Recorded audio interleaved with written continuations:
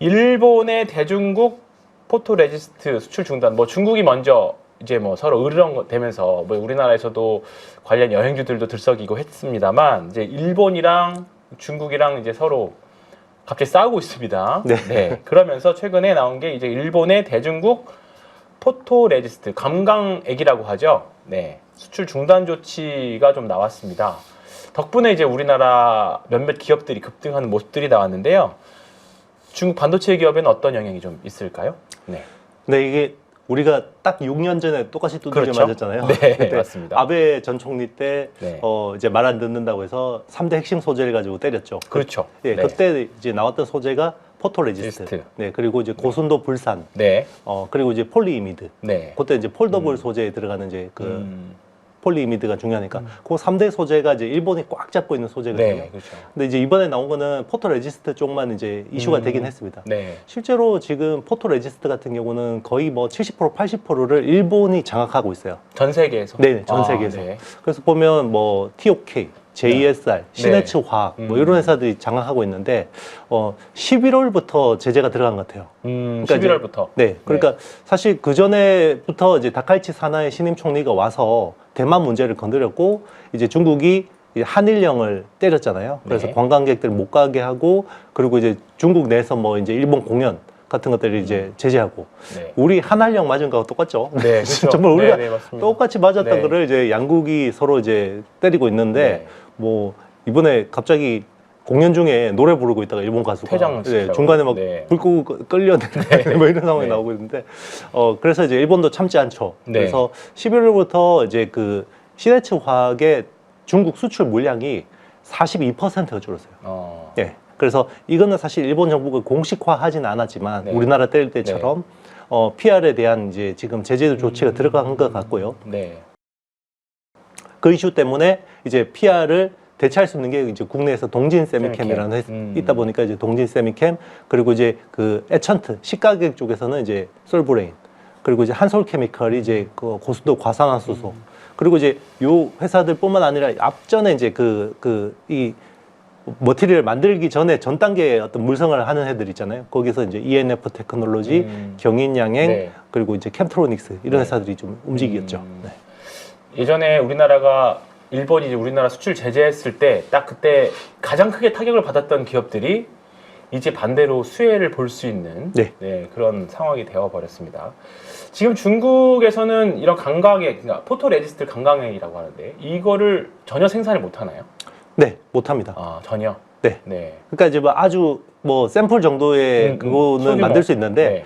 이게 이제 반도체 라인이라는 게 굉장히 예민하고 민감해요. 그렇죠. 그래서 우리는 뭐 그냥 포토레지스트면 뭐 그냥 바꿔서 쓰면 되는 거 아니냐라고 네. 하지만 그렇죠. 그걸 바꿔서 쓰려면 굉장히 오랫동안 라인에서 샘플 테스트를 진행해야 돼요. 그리고 이제 서로가 막 그 데이터 값들을 막 맞춰야 되거든요. 그러겠죠. 그게 이제 그러니까 바꾸려면 시간이 걸리고요. 그리고 이제 일단은 그 중고업체들도 재고를 가지고 있을 거 아니에요. 그렇죠. 그러니까 재고를 가지고 있으니까 보통 3개월치 정도는 재고를 가지고 있어요. 네. 그러니까 이제 그게 소진되기 전까지는 아직까지는 버틸 수 영향을 있다. 못 받을 수 있는데 이게 계속해서 이제 뭐 조달에 문제가 생기면 이제 중국의 3대 반도체 회사가 있잖아요. 네. 뭐 지금 파운드리 쪽에서는 SMIC 네, 중심고지라는 SMIC. 회사가 네. 있고 그리고 이제 D램 쪽에서는 CXMT 네. 창신 메모리가 있는데 여기 두 회사가 일단 당장 직격탄이 될 수 탄이겠죠. 있어요. 네. 그리고 이제 그 낸드 플래시라는 양쯔 메모리 YMTC도 네. 요게 이제 중장기화되면 얘도 영향이 불가피합니다.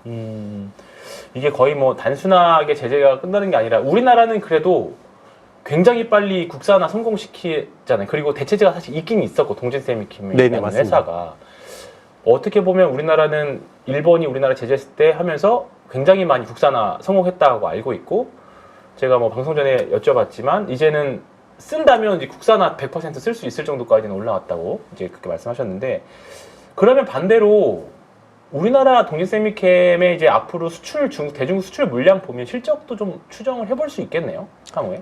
네, 요게 보통 뭐 한 3개월, 네. 한 6개월 정도가 되면 실제로 중국향 매출이 꽤 의미 있게 늘어날 수 있다고 봐요. 그러니까 이제 바로 이렇게 적용이 안 되는 게 동진세미캠의 PR을 가져가서 테스트를 또 그렇죠. 중국 그렇죠. 라인에 맞게 그렇죠. 테스트를 해야 네. 되고 거기에 또 미세한 어떤 레시피들을 조정을 해야 그렇죠. 되거든요. 그렇죠. 네. 네, 그런 시간들이 필요하고 그리고 이제 우리도 아베 소부장 사태를 막기 전까지만 해도 일본 소재가 우리한테 이 공격 될 거라고 생각을 안 했잖아요. 그렇죠. 중국도 똑같거든요. 그동안 이제 아무 그냥 생각 없이 막 그러네요. 갖다 쓰다가 네. 이게 이제 잠재적인 위협이 될 수 있다고 생각하면 대체제를 찾을 수밖에 없고 단기적으로는 일단은 거래처를 다변화하려고 하죠. 그렇죠. 그래서 이제 유럽에 있는 소재들 갖다 쓰려고 할 거고 그리고 한국에 있는 소재 갖다 쓰려고 할 거고요. 그리고 이제 장기적으로는 중국 자국화 내재화를 그렇겠죠. 하려고 하겠죠. 네, 네, 그 부분은 시간이 좀 많이 네 많이 걸릴 걸리겠죠. 겁니다. 예. 그럼 이게 제재가 포토레지스트 말고 아까 잠깐 말씀드렸던 에칭가스나 그다음에 폴리이미드 같은 쪽으로 소재 쪽으로 확산될 가능성도 있을까요? 충분히 있습니다. 충분히 있을까요? 요게 이제 지금 정치 이슈잖아요. 그렇죠. 사실 이게 뭐 산업적인 이슈가 아니고 정치 이슈거든요. 네. 그러니까 이제 지금 다카이치 사나에 총리가 중국하고 맞붙으니까 이게 네. 사실 국익으로는 전혀 도움될 게 없거든요. 네. 그런데 지지율이 올라요. 네, 지지율이 오르고 정치인은 사실 지지율이 오르면 탄력이 그렇죠. 받는 거거든요. 네. 근데 이제 뭐 다카이치 사나에 총리가 처음에 그 총리 오를 때 생각해 보시면 그 원래 공명당하고 그 연립정부였는데 네. 공명당하고 깨져가지고 처음에 이제 총리가 대리만이 이런 이야기도 있었고 결국 오사카 유시네라는 좀 더 극우적인 당파에 거기에 네. 손을 잡고 연립정부를 만든 거잖아요. 네, 네, 네. 그러니까 지금은 오히려 더 지지율이 올라요. 그러니까 이게 아무래도 자기의 정치적인 이익을 위하면 좀 더 이제 이게 증폭되는 게 더 좋을 수 네. 있죠. 물론 이제 장기적으로 가면 일본 경제에 피해가 가기 때문에 어느 정도 이제 유화적인 제스처가 나올 수 있지만 뭐 제가 보기엔 단기적으로 몇 달 안에는 이게 확 바뀌기는 쉽지 않다.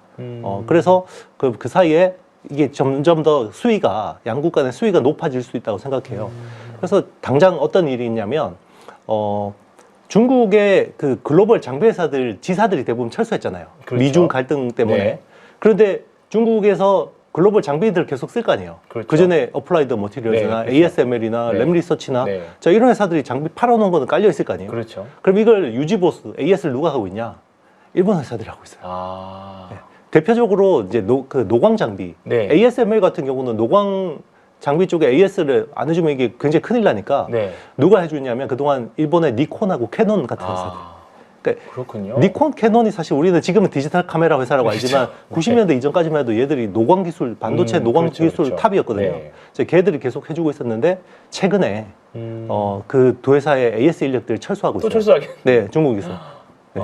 그럼 그거 다음은 한국밖에 없지 않나요? 맞습니다. 독일이나? 독일 정도 되려나? 맞습니다. 유럽하고 우리나라 네, 정도밖에 네. 없고요. 근데 뭐 지금 ASML은 다시 들어가기는 좀 네. 트럼프한테 눈치 보이니까 네, 뭐 그렇죠. 안 될 거고.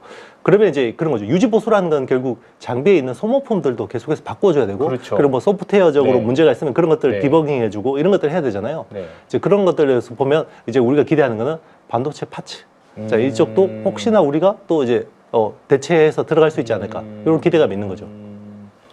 그 정도는 트럼프 눈치를 안 봐도 되는 부분일까요?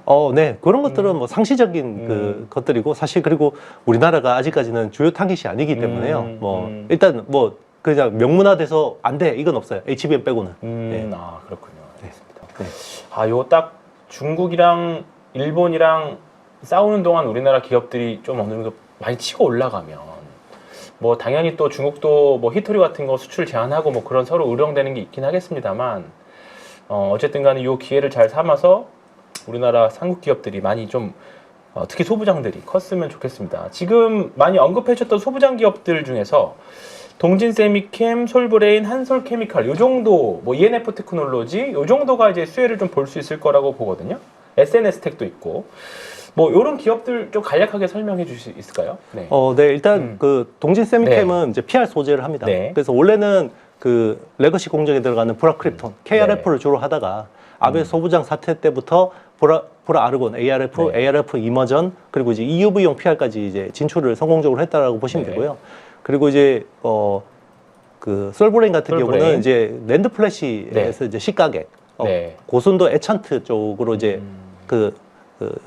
저기 채널 홀 뚫을 때 필요한 네. 그거를 채널 홀이 아니라 이제 그 계단식으로 요거를 이제 깎아야 되는데 그쪽에서 이제 그 시가액을 공급하고요. 그런데 이제 지금 우리가 파운드리 쪽에서 게이트홀 어라운드라는 공정을 지금 이야기를 하잖아요. 네, 그렇죠. 그게 이제 기존은 핀팻 공정에서 게이트홀 어라운드로 이제 전환되고 있는데 거기서 약간 그 어떤 저기 시가액이 필요해요. 에찬트. 그게 이제 기존에는 그 머티리얼 좀 다르긴 하지만 요거를 이제 총산계 에찬트라고 하는데 네. 그쪽으로도 이제 진입을 해서 지금은 사실상 독점을 하고 있어요. 삼성 내에서. 네. 그게 사실 아베 소부장 사태 때의 어떤 반사이익을 본 거라고 볼 수 있죠. 그런 쪽을 하고 있고, 그리고 이제 그 지금 한솔케미컬 같은 경우는 과산화수소가 이제 그 보통 세정 쪽에 많이 쓰이는데 네. 그쪽에서 아주 미세하게 세정을 할 수 있는 그런 쪽이 이제 고순도 과산화수소라고 보시면 되고요. 네. 그리고 이제 SNS 텍 같은 경우는 우리가 노광을 할 때 네. 사진을 딱 이렇게 딱 그 회로를 사진을 찍잖아요. 현상을 한다고 네. 하잖아요.